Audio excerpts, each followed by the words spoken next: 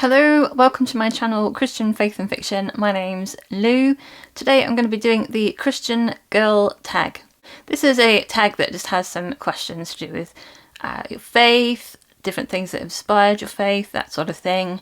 If you're new to my channel, I usually make videos about Christian fiction books, mostly some about Christian faith as well and my own faith.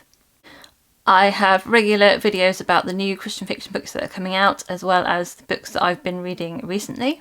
So I found this tag on Coffee and Bible Times channel. They are pretty famous, well-known Christian channel, but I'll link their video down below. I think it was from like 6 years ago, so it was a little while ago. I am not totally sure if they're the originators of the tag, but it looks like it. They don't seem to be linking to anybody else from where I can see. So there are 9 questions, and they are all to do with like Christian faith. So question number 1 is, how long have you been saved and when did you become saved? I grew up in a Christian family. I grew up going to church, so I knew about God from a very early age. I first gave my life to Jesus when I was about 8 years old, when I moved up Sunday school groups from the lower to the upper class at church, and I was given a sort of tract that explained to me about becoming a friend of Jesus and how I could always have a friend with me, and if I gave my life to Christ, as it were. I don't think I had all the terminology back then, but I definitely wanted to have Jesus as a friend, and I've definitely grown in my knowledge of what it means to be a Christian. I got baptised when I was 16, I think, and in our local Baptist church that I grew up in.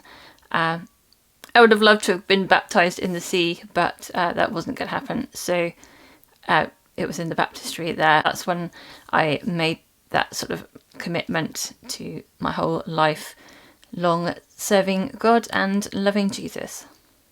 Question number 2 is, what's your favourite Bible verse and what does it mean to you?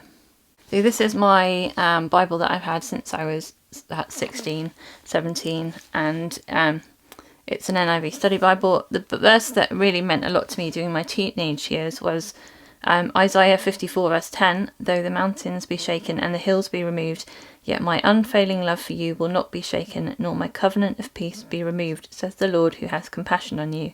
I had some tough times at school when I was a teenager, and this is a verse that I really hung on to, about the love of God and the peace of God and him never abandoning me and never leaving me. And another verse that I'm holding on to at the moment would be Job 23 verse 10. But he knows the way I take. When he has tested me, I shall come forth as gold. I have a chronic illness that I've had for well over 20 years now, and I'm still believing that God's going to heal me at some point. It is a tough journey sometimes, and waiting is really, really hard and tough, and sometimes it's, I'm dealing with a lot of chronic pain. But this verse is sort of strengthening me at the moment, just thinking about that I will come through the test at the end and it will be worth it, and God will have done something amazing through all of this. He uses everything for good. That's another great verse. But yeah, God knows what's going on and he will bring me through the test. Number 3, what's your favourite Christian song and why? A song that always comes to mind when I get asked this one is one that I've loved since I was a child, and it's "Oh Lord, You're Beautiful" by Keith Green. Some of the words in there just always have spoken to me and make me choke up when I'm singing it. I want to take your word and shine it all around. First, help me just to live it, Lord. And when I'm doing well, help me to never seek a crown, for my reward is giving glory to you.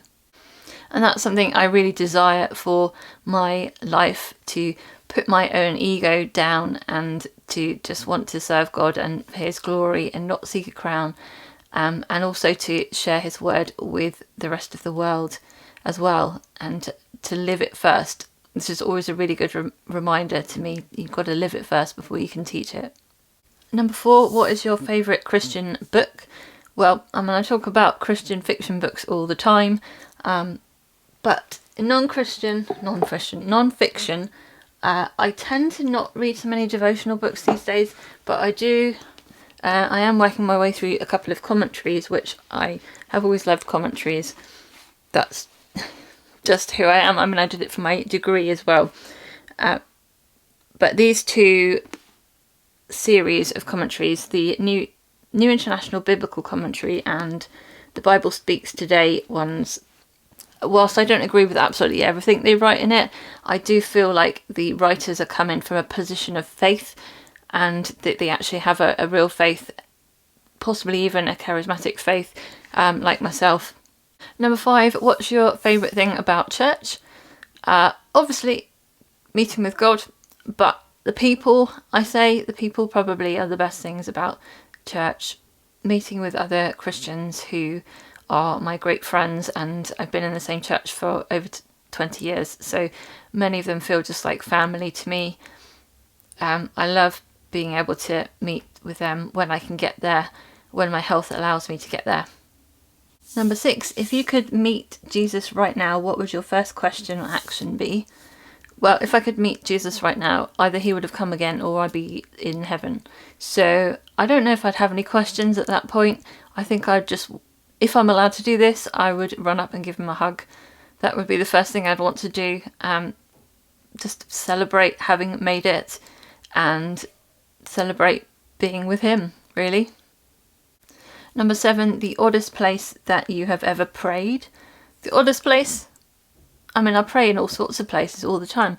I guess on the toilet, I pray there quite a lot. Especially when I've been in a lot of pain with IBS. I pray there. One of the coolest places I've been is in Slovakia, up in the mountains, in the Tatras Mountains, overlooking the reservoir up there. Absolutely stunning. We prayed up there over Slovakia. So that was fantastic. Number 8, are you ready if Jesus were to come tomorrow? Yes. Please come. I'd be really happy if Jesus was to come tomorrow. Obviously, there are things that I've sort of planned that I would love to be able to do in my life. I have promises from God that I would, that I believe that I'm going to be able to do. But if Jesus was to come tomorrow, I'd gladly lay all those things down and be like, yeah, I'm ready. Let's go. I get heaven envy, definitely sometimes, for people who have already passed on already. I would love to be able to be in a place with no more tears and no more pain. I'm totally ready for that. Come God. In the meantime, I'm going to do my best to keep being obedient to him and keep sharing where I can. And that leads into question 9. How do you openly share your faith? The most open place I can be is on social media. When I'm doing sort of voluntary work and things, I have to be a bit more circumspect to other people, and I'm not straight out. Sometimes opportunities come up and I will share it then, but other than that, I will pray for the people. I've told people that I pray for them, and any opportunity that comes up that I can drop a seed, I will do that. I'm not the best at like going up to complete strangers and sharing anything at all, because I'm just not that sort of person who would just walk up to a stranger about anything. So it's not to do with faith, it's just about, just me as a person. But if there's like a scenario where I would naturally just talk to people, I will talk to people. I pray for opportunities to talk to more people, but yeah, social media is by far the easiest way for me at the moment, and where I'm the most overt about my faith. Okay, there's a bit about me and my faith. Please do let me know a bit about yourselves and your faith, as much as you feel comfortable or safe to share down in the comments, knowing that it is a public space, and of course anybody can read those comments. So obviously share what you feel comfortable or safe doing publicly. Thanks for watching today. If you're not subscribed, please do go and check out my channel and see if it's something you would like to subscribe to. I hope you're having a great week. I pray that God will be with you this week, bless you and strengthen you, and give you the peace, his peace and love this week. Okay guys, see you again soon. God bless. Bye.